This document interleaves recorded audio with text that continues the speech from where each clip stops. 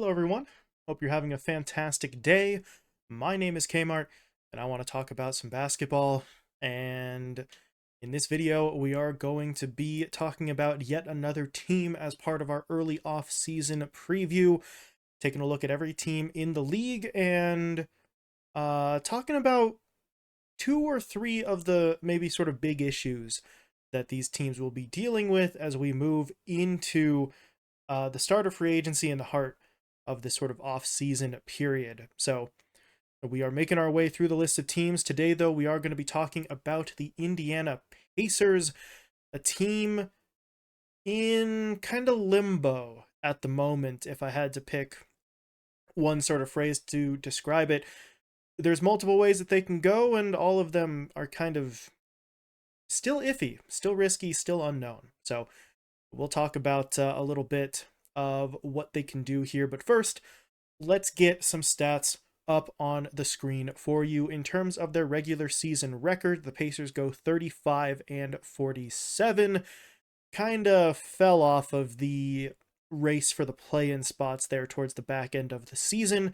They end up in 11th place in the Eastern Conference and 4th place in the Central Division, and they miss both the playoff and the play-in. So not exactly ideal from the team, but we can kind of see why when we start taking a look at some of their other stats. By offensive rating, this team was not 29th, 19th in the league, excuse me. So below average, but not among the worst. In terms of their defense, though, they were among the worst. 26th in the league by defensive rating. That puts their net rating at 25th. So not fantastic there. They did play with the 4th highest pace in the league, so they were at least able to get up and down the court and get a lot of possessions, just didn't really stop anyone on the opposing side and didn't play with the most efficiency. But if you're looking for good news, all of these stats, they're not great, but it comes off of the 25th highest payroll in the league. So at least the Pacers weren't spending a whole lot of money on this team that kind of underperformed. So there's one sort of positive for Indiana, but we will move away from the stats. We'll take a look at some of the additions and losses here for this roster. It's pretty much all additions, and it's pretty much all draft picks so far. In terms of additions, they got Jarris Walker, they got Ben Shepherd, they got Isaiah Wong, and they traded for the rights to draft Mojave King.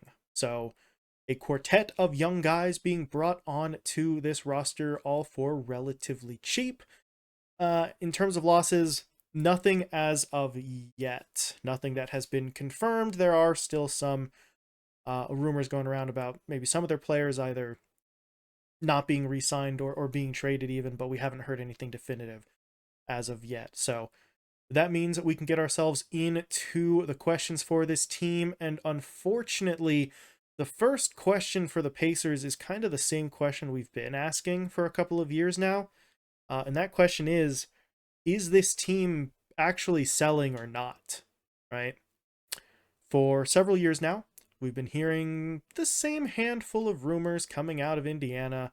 That being that the team is looking to move assets, that they are ready to sort of blow it up and rebuild.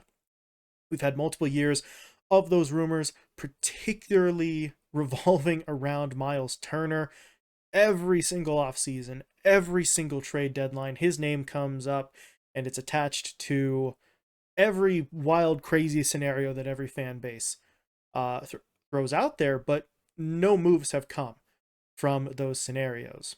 So the team knows that Miles Turner is an asset, and an asset that other teams want to acquire, but they have not found a deal that they really liked enough to genuinely get rid of him. This season, though, I don't really know if there's anything that's going to make the Pacers inclined to change that trend. The team was not good last season, right? We just went over their stats. They were in the bottom half of the league in everything, and particularly bad on defense. But there are some reasons for maybe optimism, I suppose. Guys like Tyrese Halliburton, guys like Buddy Hield, are still kind of producing. at a strong rate. Miles Turner is still an asset both on the offensive and the defensive ends of the floor. And Benedict Mathurin put together a pretty impressive rookie season. Obviously, not enough to go out there and win Rookie of the Year, but still enough to attract a little bit of attention. So if you combine all of that together, it's reasonable to see why the Pacers management might think that they're finally sort of trending upwards at this point in time. The question is, are they right to think that way? I can't really answer that question, but at this stage, it's less about whether that is objectively right or wrong and more about what the Pacers management and their front office believes. If what we saw last season was enough, if they think that they have that hope and that hope is strong enough, the team could continue building instead of blowing it up. They could go another year trying to improve their roster and see if they can climb their way into some sort of play-in situation. And I mean, you don't really lose too much by not going for that. It's also worth noting that for Turner and Hield, their contracts actually decrease in value next year. The actual annual value of their contracts was a little bit more front loaded. So Indiana will actually have a little bit more wiggle room cap wise if they just kind of run it back and keep it together instead of trying to sort of ship those names off to build assets that way. So all of that is to say the Pacers have several incentives to not just sell everything off and trade everyone away. It's still unclear, though, if they think that the ceiling for this team is high enough to keep trying. So we'll have to see. But if the Pacers aren't going to blow it up, if they're going to try again with this roster, that moves us into our second point here for them. That point is that they need to keep and maintain the three-point threat, but they need to play some better defense. If you look at their three-point shooting numbers, the Pacers were actually a pretty strong team from beyond the arc last year. They finished 6th in total three-pointers made, 7th in three-pointers attempted, and were 11th in three-point percentage. So they weren't quite elite, but they were significantly better than average from beyond the arc, with guys like Tyrese Halliburton and Buddy Hield averaging at or over 40% from beyond that line. They were also a top 5 team in the league in pace. They were not afraid to pull the trigger on some quick threes if it meant building momentum against their opponents. That is the positive. The negative is that none of that mattered. Not a bit of it, because the team was atrociously bad on defense other than Miles Turner. And their three-point shooting was counterbalanced by not so great shooting everywhere else. Inside the arc, they were not great. Yeah, like I said, it doesn't really matter. Outpacing your opponent only really works if you actually manage to make the most of those extra possessions, and the Pacers did not do that. We talked about something similar when we were discussing the Oklahoma City Thunder. If you watch that video, you're getting more shots than your opponent. That is great. But if your efficiency is just terrible, those extra possessions aren't really doing you any good. So that is something that the Pacers need to work on. To cherry pick some stats here, just to try and make the situation look a little bit more dire, the team was in the bottom third in field goal percentage, 2-point percentage, rebounding, turnovers, and fouls. Meanwhile, they were bottom third in opponents' field goal percentage allowed, opponents' three-point percentage allowed, opponents' free throws allowed, opponents' rebounds allowed, and opponents' assists allowed. When I said they were atrocious on defense, that was honestly being kind of generous. They were just so damn bad on the defensive end. So bad that even Miles Turner, one of the best sort of defensive big men in the league, wasn't enough to really pull them out of just the hole that they often dug for themselves. So defense has got to be a priority for this team. And I think that the team can absolutely improve on the defensive end while still giving their offense the chance to hit those threes.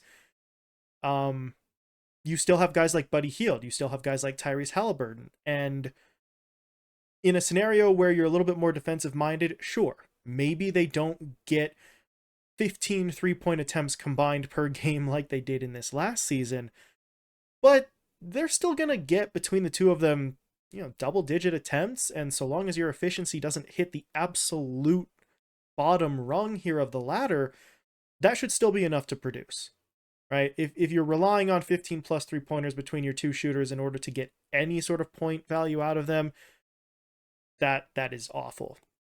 But those two guys are both pretty good. I mentioned they both averaged at or over 40% from beyond the arc this season, so I think that they could cut down on those attempts a little bit, maintain the efficiency, and if the defense improves, then that balances out a little bit more, and the Pacers hopefully win some more games.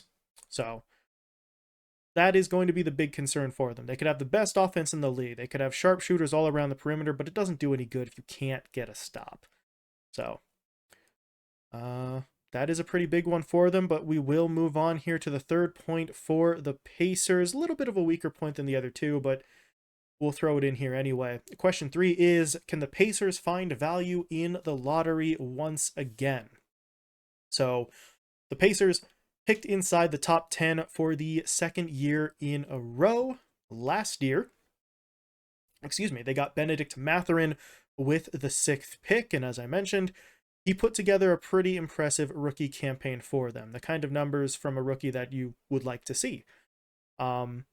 This year, the squad obviously needs to address some concerns with its defense, as we previously mentioned, and they ended up with a pretty exciting big man prospect with their highest pick. They got Jarris Walker.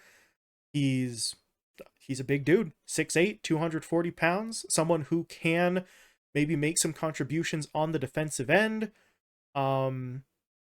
Maybe his offensive game is a little bit slower to develop. I'm not really sure how he'll adjust exactly to the NBA game, but a lot of the times for big men, it feels easier to get into a defensive swing than an offensive one, right? Because you're still playing the same way you were before. You're a big guy. You take advantage of your size and your length.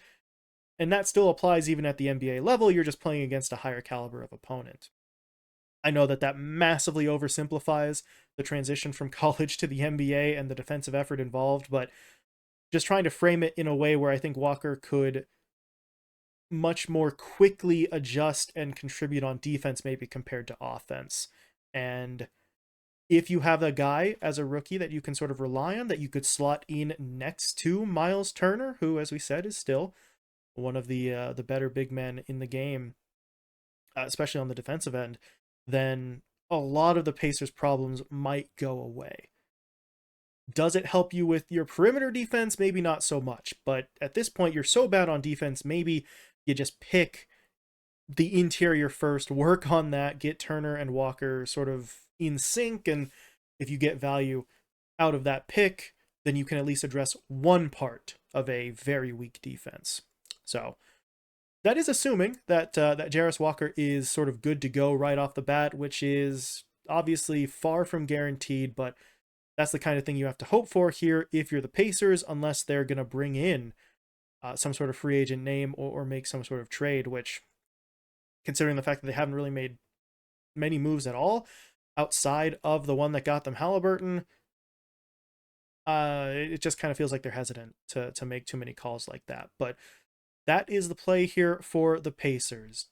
Do they think that the ceiling on this roster is high enough to keep it going, or do they blow it up? What do they get from their young guys?